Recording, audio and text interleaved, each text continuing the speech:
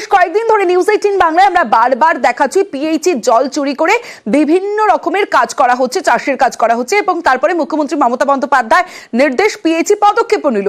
কিন্তু তারপরে আজও সেই খবরের শিরোনামে পিএইচির জল চুরি, খাবার জল চুরি করে আস্ত পুকুর আর সেখানে চাষ করা হচ্ছে মাছ। সেই ছবি আপনাদের দেখাবো। ডোমকলের, মুর্শিদাবাদের ডোমকলের ধুলাউড়িতে পানীয় জলে মাছ চাষ হচ্ছে, পিএইচির জল চুরি করে পুকুরে মাছ চাষ হচ্ছে। তীব্র জল কষ্টের মধ্যেই ডোমকলে এইভাবে পিএইচির জল চুরি করে পুকুর এবং সেই পুকুরে মাছ চাষ হচ্ছে। সরাসরি চলে যাব, প্রণব বন্দ্যোপাধ্যায় রয়েছে আমার সঙ্গে, প্রণবের সঙ্গে কথা বলবো।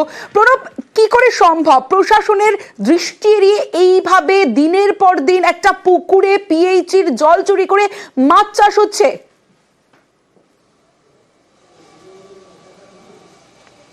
একদম তাই। দেখো, ধুলাউড়ি যেটা হচ্ছে ডোমকলের একবারে প্রত্যন্ত গ্রাম এবং কয়েক হাজার মানুষের বাস, এবং এই এলাকাটা হচ্ছে আর্সেনিক যুক্ত এলাকা। তার ফলে কলের নলকূপের জল কিন্তু তোমার মানুষজন পান খেতে পারে না। সেই কারণে কিন্তু এই তোমার পিএইচির জলের ব্যবস্থা, কিন্তু সেই পিএইচির জল কিন্তু বন্ধ।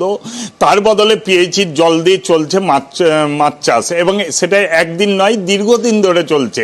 সম্প্রতি মুখ্যমন্ত্রী কড়া পদক্ষেপ নেওয়ার পরে কিন্তু নড়ে চড়ে বসেছে। যদিও জেলার যিনি জনস্বাস্থ্য কারিগরি দপ্তরের আধিকারিক, তিনিও বিষয়টি জানেন এবং তিনি কিন্তু ইতিমধ্যেই জানিয়েছেন 900 জনের বিরুদ্ধে এইভাবে জল চুরি করার অভিযোগে 900 জনের বিরুদ্ধে থানায় অভিযোগ দায়ের করা হয়েছে। কিন্তু শুধুমাত্র এফআইআর করলেই তো হবে না, তাদের বিরুদ্ধে ব্যবস্থা নিতে হবে।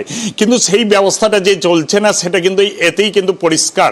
এবং এই ধুলাউড়ি যেখানে তোমার জনস্বাস্থ্য কারিগরি দপ্তরের তোমার জলের ব্যবস্থা রয়েছে, সেখানে তার পাশেই একটি পুকুর আছে। সেই পুকুরে কিন্তু জল চলছে, সেই জলের মাধ্যমে কিন্তু মাছ চাষ হচ্ছে। কিন্তু এলাকার যে জায়গায় জল সরবরাহ করার কথা সেখানে কিন্তু জল সরবরাহ হচ্ছে না, কিন্তু এলাকার মানুষের অভিযোগ। এবং দীর্ঘদিন ধরে বিভিন্ন দপ্তরে তারা অভিযোগ জানিয়েছেন, কিন্তু কোনো সুরাহা হয়নি।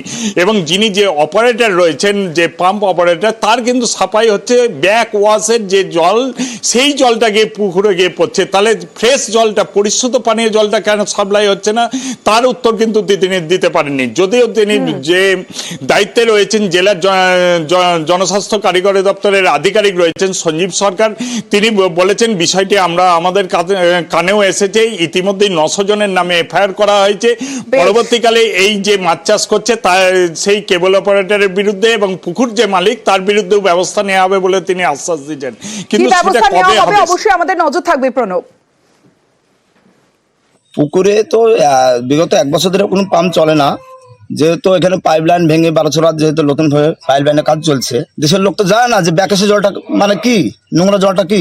আর এটা হচ্ছে গ্রামের লোকের অভিযোগ যে না, জল দিয়ে পুকুর চাষ হয়, কোনোদিনই পুকুরে জল যায় না। তার জন্য তো বাগান ঘেরে রেখেছে, পুকুরে জল যাবে কি করে? এগুলো নজরে এসেছে। আমাদের মাননীয় মুখ্যমন্ত্রী 2বার মিটিংও করেছেন এবং সেটা নিয়ে আমাদেরকে ইনস্ট্রাকশন দেওয়া হয়েছে অ্যাকশন নেওয়ার জন্য।